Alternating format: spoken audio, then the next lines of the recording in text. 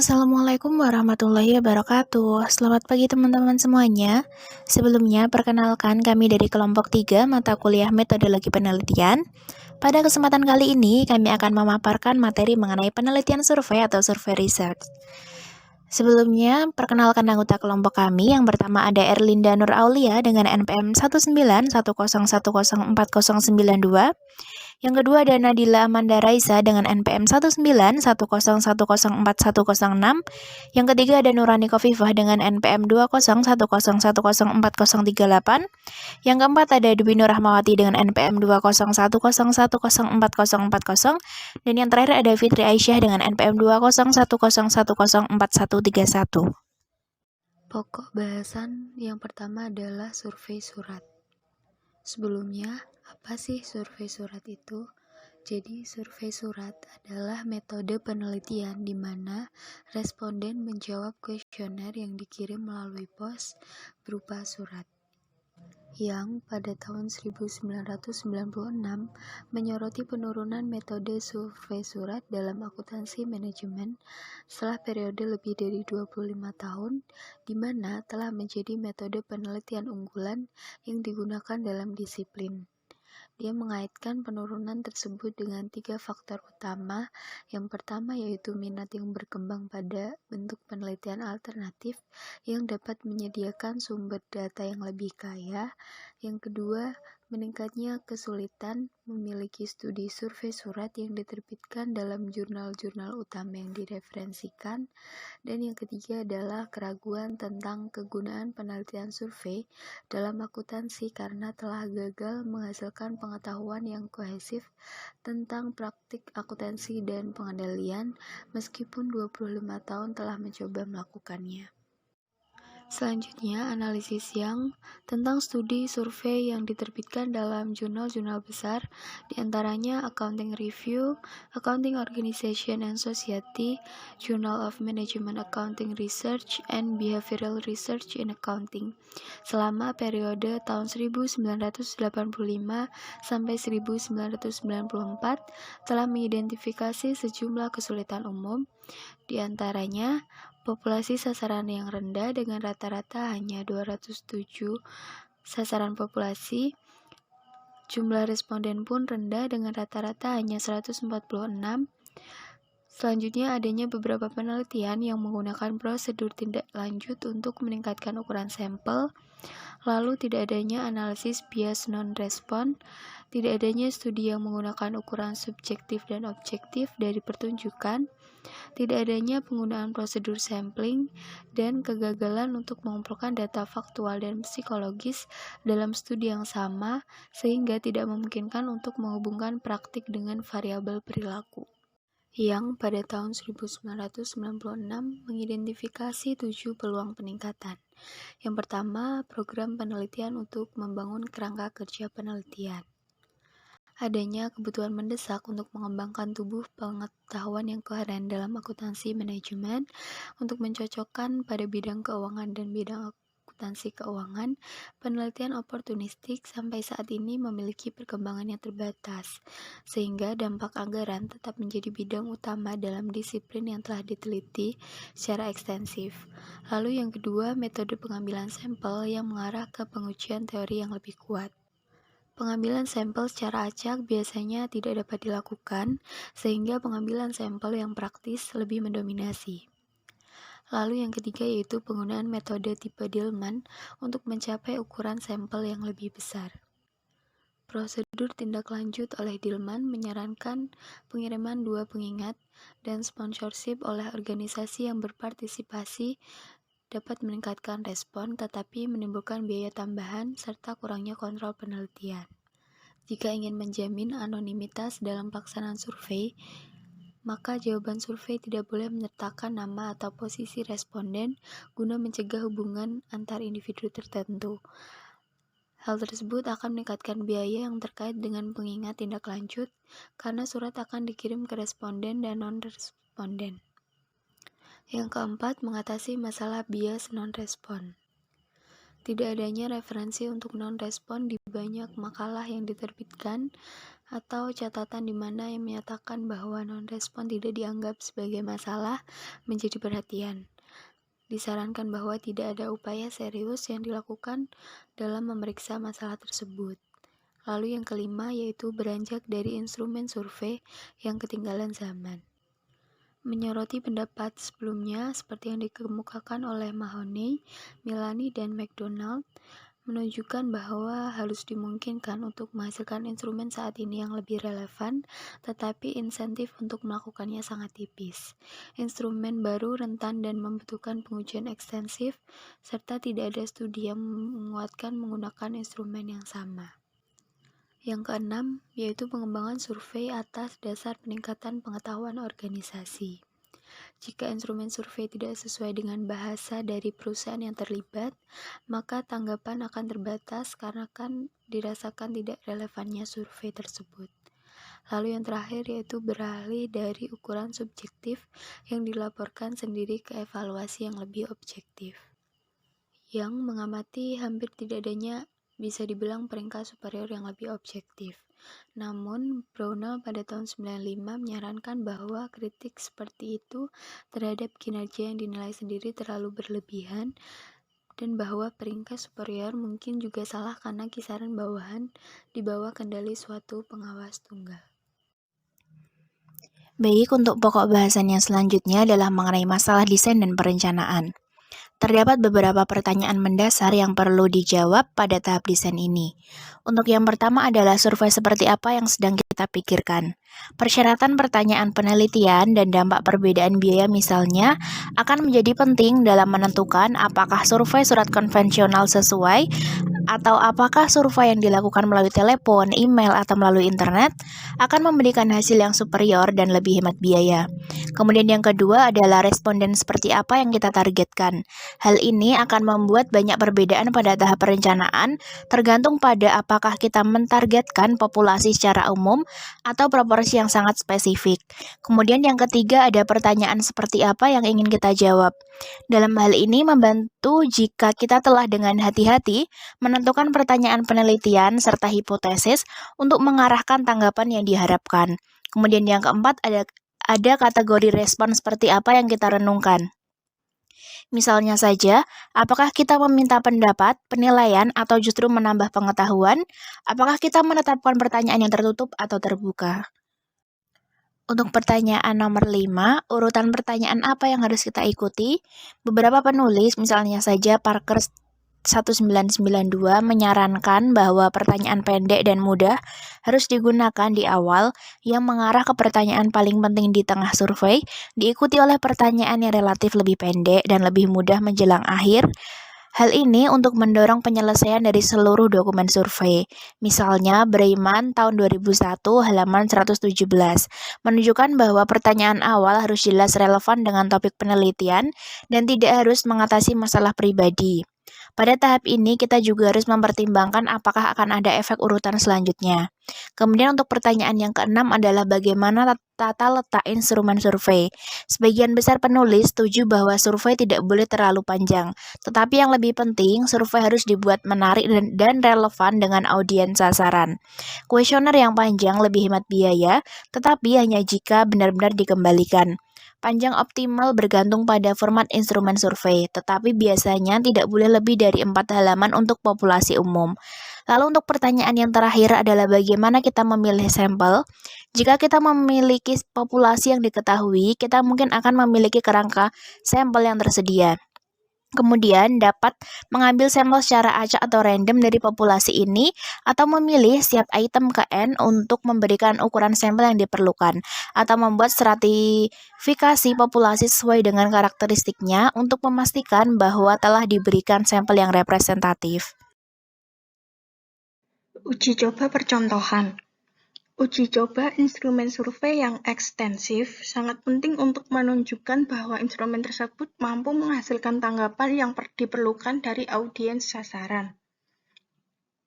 Instrumen percontohan harus berupa draft lanjutan dari dokumen yang cukup mewakili perkembangan penelitian dari konsep abstrak melalui pengembangan konstruksi yang valid untuk Identifikasi pertanyaan individu yang dapat diandalkan. Uji coba percontohan ini terdapat isu penting yaitu pertanyaan harus jelas, sederhana, dan mudah dipahami. Pertanyaan dan surat pengantar harus ditujukan pada sudut pandang responden sehingga jelas relevan dengan khalayak sasaran. Setiap jargon atau terminologi industri yang digunakan harus spesifik teknologi untuk meningkatkan tingkat respon. Pemilihan kata harus berhati-hati, hindari bahasa gaul, singkatan, dan apapun istilah dengan makna yang berpotensi ambigu. Tidak boleh ada pertanyaan berlaras ganda, karena jika lebih dari satu jawaban, tampaknya dicari kebingungan akan terjadi. Negatif ganda harus dihindari karena akan sering disalahpahami. Pergantian kata digunakan untuk mencegah responden dari mencentang kotak sebelah kanan tanpa berpikir, katakanlah, tanpa memberikan referensi yang tepat untuk arti pertanyaan yang tepat. Responden harus memiliki pengetahuan dan keterampilan untuk membekali mereka dalam menjawab pertanyaan. Pertanyaan-pertanyaan yang tidak mampu menghasilkan jawaban yang dapat diandalkan harus dihilangkan. Perhatian terhadap waktu yang diambil oleh responden percontohan dalam menyelesaikan survei harus memberikan indikasi awal apakah pertanyaan individu atau seluruh bagian perlu dipangkas. Nah, untuk meningkatkan reliabilitas dan validitas pertanyaan individu, seluruh kuesioner harus dievaluasi pada tahap percontohan sebelum melakukan survei yang tepat. Sebuah studi percontohan besar juga akan memungkinkan evaluasi keandalan dan validitas langkah-langkah yang akan digunakan. Pengumpulan data. Sebuah milis yang relevan dan up-to-date sangat penting. Penggunaan milis yang ada mungkin memerlukan sponsor dari organisasi tuan rumah, misalnya salah satu badan akuntansi profesional. Biaya sponsorship dapat berupa pengakuan organisasi tuan rumah dalam publikasi apapun dan atau hilangnya kendali dalam pelaksanaan survei di mana organisasi tuan rumah menangani penyelesaian dan pengembalian sehingga tidak ada jaminan tentang siapa yang telah menyelesaikan survei atau pembelian database yang memiliki reputasi baik mungkin diperlukan. Ini bisa mahal untuk milis yang fokusnya sempit. Pengembangan milis sendiri dari awal sangat memakan waktu dan tenaga. Ini juga merupakan keterlibatan berkelanjutan karena kewaspadaan harus dilakukan dalam pemeliharaan milis. Yang kedua, ada survei harus menargetkan responden tertentu yang disebutkan namanya. Banyak bukti yang menunjukkan bahwa survei yang ditujukan kepada penghuni atau manajer atau individu lain yang tidak disebutkan namanya kemungkinan besar akan dibuang ke tempat sampah. Literatur penelitian oleh Dilleman pada tahun 1978 menunjukkan bahwa survei harus ditargetkan dengan nama dan posisi, dan jika ada keraguan dalam hal ini, mereka harus dikonfirmasi terlebih dahulu melalui telepon, misalnya melalui operator pertukaran perusahaan, sebelum pengiriman survei. Lebih lanjut lagi, Dilleman menyarankan penggunaan surat pengantar yang jelas, idealnya di atas kertas berkop dan ditandatangani oleh pejabat yang diakui, yang harus memberikan instruksi yang jelas, jaminan kerahasiaan, dan demonstrasi pentingnya survei dan relevansinya dengan responden. Merson pada tahun 1985 menyesuaikan lagi instrumen penelitiannya dengan memvariasikan istilah teknologi agar sesuai dengan audiens target. Dengan melakukan itu, ia memastikan relevansi survei bagi penerima, meningkatkan tingkat respons hingga 95%, tetapi membahayakan keandalan melalui instrumen variabel. Yang ketiga ada bagaimana kita merekam jawaban. Ini harus ditetapkan sejak dini untuk memanfaatkan media secara maksimal. Jika kita berurusan dengan survei surat, maka metode manual akan mendominasi. Namun, jika kami memiliki tanggapan verbal, yaitu wawancara atau telepon, atau tertulis, yaitu jawaban naratif dalam survei manual, atau tanggapan email atau internet, maka ada peluang untuk analisis kualitatif terperinci dari narasi melalui analisis isi teks. Meskipun ini mungkin harus ditranskrip dari rekaman kaset. Dan yang keempat, ada umpan balik kepada responden.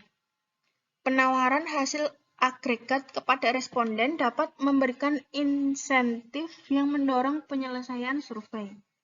Ini seringkali lebih berhasil daripada tawaran hadiah atau imbalan nominal untuk pengembalian survei.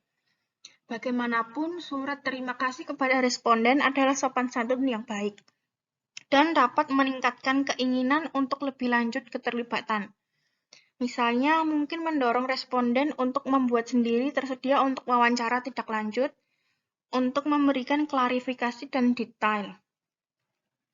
Jika respons masih menjadi tujuan utama, maka dicap amplop beralamat lebih disukai dengan perangko asli daripada kode batang. Dillman pada tahun 1078 merekomendasikan pengiriman 2 pengingat tindak lanjut untuk mendapatkan tanggapan lebih lanjut sehingga dapat dihindari untuk distribusi survei. Misalnya menghindari survei perusahaan yang dekat dengan akhir tahun buku, akhir tahun pajak, Natal atau Paskah. Selanjutnya, organisasi. Lebih baik kita berpikir ke depan. Pada tahap perencanaan, kita harus menyadari pengkodean yang diperlukan untuk jawaban tertutup dan juga dari metode analisis yang digunakan. Idealnya, tanggapan harus dibaca dengan mudah dan dapat ditransfer ke spreadsheet untuk dimanipulasi atau input ke SPSS sehingga memudahkan analisis yang lebih rinci. Dan yang terakhir adalah masalah non-respon. Kekhawatiran terbesar dalam penelitian survei adalah kurangnya tanggapan. Jika responden tidak representatif dan tingkat responnya sangat rendah, maka keraguan akan muncul tentang validitas temuan dan potensi bias yang diperkenalkan. Menurut Dillman tahun 1978, Total Design Method atau TDM memberikan perhatian khusus pada alasan non-respon. Yang pertama, alamat yang salah di tempat pertama atau perangko yang salah terlampir mengakibatkan tidak terkirim. Yang kedua, surat yang belum dibuka dibuang karena terlalu mirip dengan surat edaran atau surat sampah lainnya. Yang ketiga, pengiriman ditujukan kepada orang yang tidak pantas yang gagal meneruskan dengan tepat. Selanjutnya, tidak ada motivasi untuk menyelesaikan survei saat dibuka, jadi dibuang. Kemudian penerima tidak dapat memahami petunjuk penyelesaian dan atau isi survei. Instrumen survei sementara ditinggalkan karena tekanan waktu. Dan yang terakhir, alamat pengembalian salah tempat sehingga meskipun sudah diisi, instrumen survei tidak dikembalikan. Kesalahan pengukuran. 3 jenis kesalahan pengukuran menurut Andrew tahun 1984 adalah bias, kesalahan acak, dan kesalahan yang berkorelasi atau sistematis. Dia menyarankan bahwa desain nairip pertanyaan yang lebih baik akan membantu mengatasi efek paling serius dari kesalahan ini, termasuk yang pertama, penggunaan kategori skala jawaban sebanyak mungkin, konsisten dengan hemat dan panjang survei. Yang kedua, opsi tidak tahu jika sesuai. Yang ketiga, menjaga jumlah tim yang dikelompokkan bersama atau disebut panjang baterai yang kecil. Yang keempat, penggunaan pertanyaan skala komparatif jika memungkinkan untuk memberikan dasar penilaian eksplisit. Yang kelima, penggunaan skala penilaian linear dengan hanya kategori ekstrim yang diberi label. Yang keenam, perhatian panjang pengantar dan pertanyaan baterai disarankan antara 16 dan 24 kata untuk yang pertama dan lebih dari 16 kata. Dan yang terakhir, memposisikan pertanyaan yang mudah dan kurang penting di awal dan akhir kuesioner. Ukuran keandalan. Beberapa metode yang umum digunakan untuk mengukur keandalan. Yang pertama adalah uji ulang koefisien keandalan. Instrumen yang sama diselesaikan 2 kali oleh satu kelompok individu dalam periode waktu yang singkat. Korelasi yang tinggi antara tanggapan menunjukkan keandalan, tetapi hasil kedua kalinya mungkin telah dipengaruhi oleh penyelesaian pertama. Yang kedua, koefisien keandalan split half. Instrumen diselesaikan oleh satu kelompok dan korelasi diukur antara dua bagian instrumen, yang biasanya antara yang pertama dan terakhir untuk menguji efek kelelahan. Tetapi banyak kesalahan yang disebabkan oleh pembalikan kata-kata yang diambil oleh responden, menunjukkan preferensi untuk pemilihan acak dari dua bagian untuk pengujian. Jika korelasi antara kedua bagian itu tinggi, maka ini menunjukkan keandalan tinggi reliabilitasnya, dan cara pemisahan dilakukan kemungkinan akan berdampak pada ukuran konsistensi atau reliabilitas. Perpanjangan logis untuk metode ini kemudian menghasilkan koefisien korelasi antara item rata-rata atau R berdasarkan rata-rata semua item berpasangan yang mungkin. Dan yang ketiga adalah koefisien alpha Cronbach, yaitu ukuran yang paling banyak digunakan terutama untuk instrumen yang baru dikembangkan dan mengatasi masalah pemisahan, meskipun nilainya masih sepenuhnya bergantung pada jumlah item N dalam instrumen. Jadi, kepekaan terhadap jumlah item harus dievaluasi untuk menunjukkan keandalan. A sama dengan N dikali R per 1 plus N1 dikali R, di mana R akan dihitung dari rata-rata koefisien korelasi. N faktorial dibagi N Y2 faktorial dikali 2 faktorial. Selanjutnya yaitu metode wawancara. Metode wawancara merupakan proses memperoleh keterangan untuk tujuan penelitian dengan cara tanya jawab dan tatap muka antara pewawancara dengan responden atau orang yang diwawancarai dengan menggunakan pedoman wawancara atau tanpa menggunakan pedoman. Wawancara menawarkan peluang yang lebih besar untuk menangani masalah yang lebih kompleks dan luas daripada survei surat konvensional. Studi kasus dan penelitian lapangan dibahas secara terpisah dalam bab berikut. Wawancara terbagi menjadi 3, yaitu yang pertama, wawancara terstruktur. Wawancara terstruktur adalah format yang paling mirip dengan kuesioner yang diisi sendiri. Peluang bias pewawancara dibatasi dengan mencari konteks umum, pertanyaan yang sama, dalam urutan yang sama, dengan isyarat dan petunjuk yang sama diizinkan, dan semuanya dalam kerangka pertanyaan tertutup yang spesifik. Selanjutnya yang kedua adalah wawancara semi terstruktur. Format ini memungkinkan serangkaian pertanyaan untuk diajukan, tetapi tidak dalam urutan yang pasti. Pertanyaan tambahan juga dapat diajukan sesuai keinginan pewawancara untuk memeriksa masalah terkait yang muncul selama wawancara dilakukan. Yang ketiga adalah wawancara tidak terstruktur. Format ini dimulai dengan serangkaian topik untuk diskusi, bukan pertanyaan spesifik untuk ditanyakan. Ini dapat dikembangkan menjadi percakapan terarah, dengan pewawancara dapat mengadopsi pendekatan bebas roda selama topik yang diperlukan tercakup. Selanjutnya yaitu beberapa bidang yang menjadi perhatian mungkin muncul yang dapat menyebabkan hasil dari proses wawancara dipertanyakan. Yang pertama yaitu pertanyaan dengan kata-kata yang buruk dapat menyebabkan kebingungan atau kesalahpahaman di antara orang yang diwawancarai. Ada kemungkinan bahwa pewawancara dan orang yang diwawancarai memiliki interpretasi yang berbeda. Yang kedua yaitu masalah memori di antara orang yang diwawancarai dapat membuat tanggapan instan tidak bertanggung jawab. Ini mungkin terkait dengan pertanyaan yang selalu menuntut untuk mode investigasi. Yang ketiga yaitu pertanyaan mungkin diajukan dengan cara yang tidak konsisten atau pewawancara tertentu mungkin berperilaku berbeda dari waktu ke waktu dan di antara responden. Perbedaan yang signifikan mungkin ada di antara pewawancara meskipun ada tingkat pelatihan, pedoman, dan standarisasi pertanyaan. Inkonsistensi di dalam dan di antara pewawancara ini dapat menghasilkan hasil yang bias jika sikap simpatik atau agresif yang berlebihan dikaitkan dengan kelompok tertentu yang diwawancarai. Yang keempat yaitu masalah mungkin timbul dalam pencatatan dan pemrosesan tanggapan. Hal ini terjadi terutama dalam pertanyaan terbuka, di mana pewawancara mungkin salah menafsirkan atau memperindah tanggapan dalam rangka menyalin apa yang dikatakan dengan tergesa-gesa. Yang kelima yaitu bias non-tanggap dapat muncul seperti halnya dengan survei surat, tetapi penolakan diperarah oleh ketidakhadiran.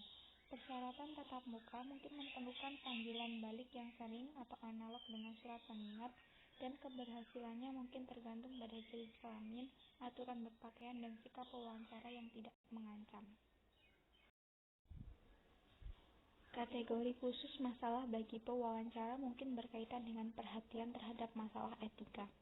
Beberapa kode etik bahkan akan bersikeras bahwa orang yang diwawancarai menandatangani pada penyelesaian wawancara untuk memverifikasi isi tanggapan.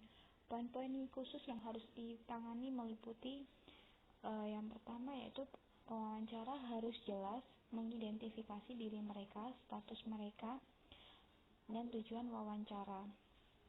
Selanjutnya, orang yang diwawancarai harus menyadari bagaimana dan mengapa mereka dipilih untuk ikut serta.